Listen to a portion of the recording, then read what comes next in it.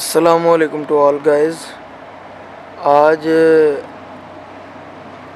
بڑے عرصے بعد ایک ویڈیو لے کے آپ کی خدمت میں حاضر ہوئے ہیں. تو ویڈیو کا جو آج ہمارا ٹاپک ہے وہ یہی ہے مولٹنگ سے ریلیٹڈ.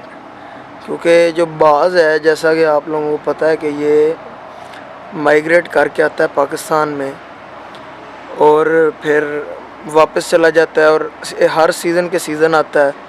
تو جو بہت اچھے باز ہوتے ہیں انہیں پھر مولٹنگ پہ بٹھا لیا جاتا ہے. تو آج ہمارے ساتھ بہت ہی ایک ایکسپیرینسڈ فالکنر موجود ہیں جو ہمیں بتائیں گے کہ مولٹنگ کے کیا لوازمات ہوتے ہیں. جیسے مولٹنگ کو ہم اپنی زبان میں کریز کہتے ہیں.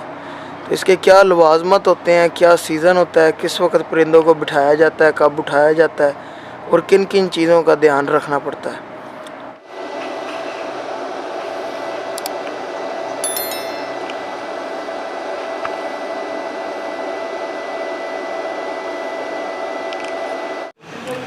بنیادی طور پہ باز جو ہے وہ ایک مائیگریٹڈ برڈ ہے اور باز اور تیتر کا شکار, یعنی میری اپنی جو رائے ہے وہ یہ ہے کہ ایک خوبصورت شکار ہے. یہ اللہ رب العزت نے انسان پہ بے شمار نعمتیں انسان کو دی ہیں, اور یہ شکار جو ہے تیتر اور باز کا, جو باز کی اڑان اور پھر تیتر کو چیز کرنا, یہ بھی ایک انتہائی خوبصورت جو ہے وہ نظارہ ہوتا ہے دیکھنے والا. تو بیسیکلی فالکنر جو ہوتے ہیں, فالکنر کا میں جو مطلب دیتا ہوں میں وہی دیتا ہوں کہ فالکنر ایک ایسا بندہ ہوتا ہے جو اپنے پرندوں کی اڑان کو دیکھ کے خوش ہوتا ہے. اب یہ باز بیسیکلی مائیگریٹڈ برڈ ہے. آج جو بات اس پہ ہونی ہے وہ اس کی مولٹنگ پہ ہونی ہے, یعنی کریج پہ. تو یہ عموماً اس کا جو شکار ہے, جو پرمٹ ملتے ہیں یا شکار کھل جاتا ہے وہ دسمبر مڈ میں, اور دسمبر کے بعد جنوری ہے اور فروری ہے. اس مارچ کے اینڈ میں عموماً جو ہیں وہ لوگ جو شکاری یہاں کے پنجاب کے ہیں وہ اس کو کریج پہ باندھ دیتے ہیں. مولٹنگ کا مولٹنگ کا پروسیس شروع ہو جاتا ہے. اور مولٹنگ کے لیے دو اپروچز ہیں. کچھ لوگ جو ہیں وہ تو اس حق میں ہیں کہ ان کے لیے کمرے جو ہیں وہ بند ہونے چاہیے, اور زیادہ تر جو ریکمینڈ کرتے ہیں وہ یہ ریکمینڈ کرتے ہیں کہ کچا کمرہ ہو, اور ایسا کمرہ ہو کہ جس میں کراس وینٹیلیشن, یعنی اس کمرے میں کھڑکیاں اس طرح ہونا چاہیے کہ ہوا جو ہے وہ اندر داخل ہو اور پھر اس کا گزر ہو سکے, ہوا اس میں ٹریپ نہ ہو. ایک تو یہ چیز. دوسرا یہ ہے کہ خاص کر باز اس کو جب آپ کریج پہ بٹھاتے ہیں تو پانی یہ بہت زیادہ پیتے ہیں, کیونکہ یہ عموماً یہ خیال کیا جاتا ہے کہ یہ سرد علاقوں سے آتے ہیں. میں نے جو جنرل نالج کی بکس میں پڑھا ہے یا اپنے شکاری دوستوں سے یا مختلف لوگوں سے میں نے سنا ہے, تو وہ پتہ یہ چلا ہے کہ یہ سائبیریا سے, روس سے اور چائنا کے علاقوں سے یہ مائیگریٹ ہو کے پاکستان کے جنگلوں میں داخل ہوتے ہیں. تو بیسیکلی یہ سرد علاقے کا پرندہ ہے. یہاں جب سردیاں ختم ہونے والی ہوتی ہیں تو یہ مائیگریٹ بیک کرتے ہیں, اپنے جو ہیں وہ نیٹیوز جو ان کے علاقے ہوتے ہیں ان میں یہ چلے جاتے ہیں. اب جو اچھے باز ہوتے ہیں عموماً ان کو فالکنر جو ہے وہ نہیں آزاد کرتے, کچھ جو فالکنر آزاد بھی کر دیتے ہیں. تو زیادہ تر جو اچھا باز ہوتا ہے اس کو آزاد نہیں کیا جاتا, اس کو کریج باندھ دیا جاتا ہے. تو کریج کے لیے لوازمات, سب سے پہلا جو چیز جس کو ذہن میں رکھنا چاہیے, کیونکہ یہ ہمارے علاقوں میں پاکستان میں زیادہ تر علاقے جو ہیں گرم علاقے ہوتے ہیں, تو یہ گرمیوں میں کریج باندھا جاتا ہے. ایک تو یہ ہے کہ اس کے سامنے ہر وقت پانی ہونا چاہیے. خاص کر آپ جو ہے وہ اس کو مارچ میں اگر باندھتے ہیں آپ, تو اپریل, مئی, جون اور جولائی, یہ 4 ماہ تو ایسے ہیں کہ ان میں اس کے سامنے 24 گھنٹے پانی رکھنا چاہیے کریج کے لیے. اب یہ جو خاص کر یہ جولائی کے بعد جو مہینے ہوتے ہیں, جولائی, اگست اور سپتمبر, اس میں مچھر جو ہے وہ بہت زیادہ آ جاتا ہے. تو جو اچھے شکاری ہیں نا، استاد شکاری جو ہمیں جنہوں نے بتایا یا ہم نے خود بھی فیل کیا ہے کہ ہم جو ہے وہ اس کا ٹائم لے لیتے ہیں کہ صبح کے وقت پانی رکھتے ہیں جب مچھر وغیرہ کا زور نہیں ہوتا، اور شام کے نزدیک جو ہے وہ پانی ہم اٹھا لیتے ہیں یا پھینک دیا، پھر تازہ پانی اسی طرح۔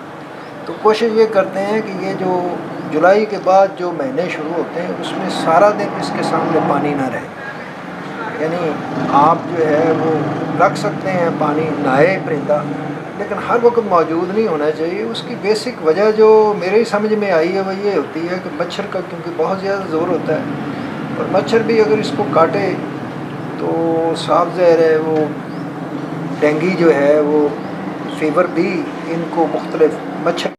مولٹنگ کے لیے دو قسم کی اپروچیں ہیں۔ کچھ لوگ تو کہتے ہیں کہ کمرہ بالکل بند ہو، وہاں آنا جانا کسی کا نہیں ہونا چاہیے، صرف تامے کے وقت بندہ جائے اور بعض کے آگے تاما پھینکے اور باہر نکل آئے۔ لیکن اس میں بھی یہ ہے کہ خیال یہ رکھنا چاہیے، ٹھیک ہے اس میں بھی کریج کرتے ہیں جانور، لیکن جہاں جو کمرہ ہے وہ کراس وینٹیلیشن کا خاص اہتمام ہو، مت ایسا کمرہ ہو کہ جس کا جو ہے وہ ایک طرف ہی کوئی کھڑکی وغیرہ ہو کہ ہوا داخل ہو اور کراس وینٹیلیشن نہ ہو، یعنی کھڑکیاں کم از کم دو اس رخ پہ ہونی چاہیے کہ ہوا اندر داخل اگر ہو اور پھر جو ہے وہ باہر نکلے تو پھر ہی یہ کراس وینٹیلیشن ایک اچھی بنتی ہے کہ ہوا کا آنا جانا جو ہے وہ رہتا ہے، اس میں جانور بھی خوش رہتا ہے۔